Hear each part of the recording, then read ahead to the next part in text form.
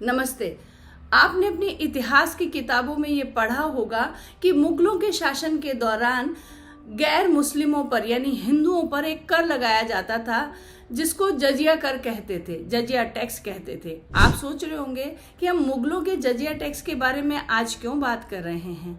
परेशानी की बात तो ये है कि मुगल तो चले गए लेकिन जाते जाते वो अपनी कुछ निशानियां छोड़ गए और इन निशानियों को जब भी मौका मिलता है तभी वो अपने हिंदू विरोधी कारनामों को लेकर आगे आ जाते हैं। कर्नाटक की कांग्रेस सरकार ने एक विधेयक पारित किया है जिसके अंतर्गत कर्नाटक के हिंदू मंदिरों को टैक्स देना होगा। जिन भी हिंदू मंदिरों की आय 1 करोड़ से अधिक है उनको 10% टैक्स देना होगा और जिनकी आय 10 लाख से 1 करोड़ के बीच है उनको 5% तक टैक्स देना होगा। यही नहीं, हिंदू मंदिरों के मैनेजमेंट बोर्ड में गैर हिंदुओं की नियुक्ति की जा सकेगी।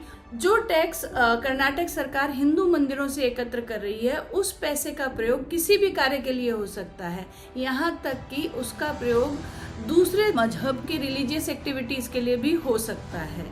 ये वही कांग्रेस सरकार है जिसने पिछले ही दिनों 5-6 दिन पहले ही क्रिश्चियंस के लिए 200 करोड़ का बजट और वक्फ बोर्ड की प्रॉपर्टीज के लिए 100 करोड़ का बजट एलोकेट किया था। इस एलोकेशन में उनकी जेबें खाली हो गई तो इनको नजर आए हिंदू मंदिर कि क्यों ना हिंदू मंदिरों से ही पैसा वसूल किया जाए।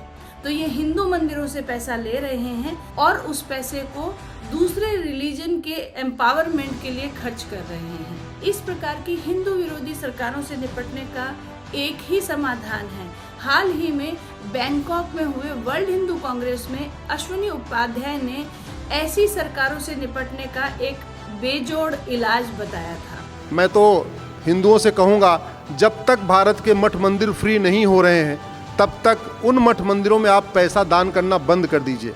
जब तक आप डोनेट करते रहेंगे, आप कहीं मंदिर में जा रहे हैं पहले पता कर लीजिए वो सरकारी कंट्रोल में है कि नहीं।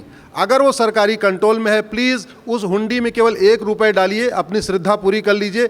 बाकी का पैसा जो लोग धर्म के लिए लड़ रहे हैं उनको दे दीजिए, लेकिन वहाँ मत डालिए। जिस दिन चढ़ावा बंद हो जाएगा मठ मंदिर फ्री हो जाएंगे। अभी मठ मंदिर फ्री नहीं हो रहे हैं क्योंकि वहाँ चढ़ावा खूब आ रहा है।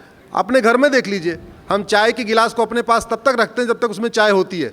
चाय खत्म, गिलास उठा के फेंक देते हैं। तो कर्नाटक की हिंदू विरोधी सरकार से निपटने का सही तरीका यही है कि कर्नाटक के हिंदू जब भी मंदिर में जाएं वहां दान पात्र में मात्र 1 रुपया चढ़ाएं और जो भी दान वो देना चाहते हैं वो ऐसे व्यक्तियों और संस्थाओं को दे जो हिंदू धर्म की पुनर्स्थापना के लिए कार्यरत है।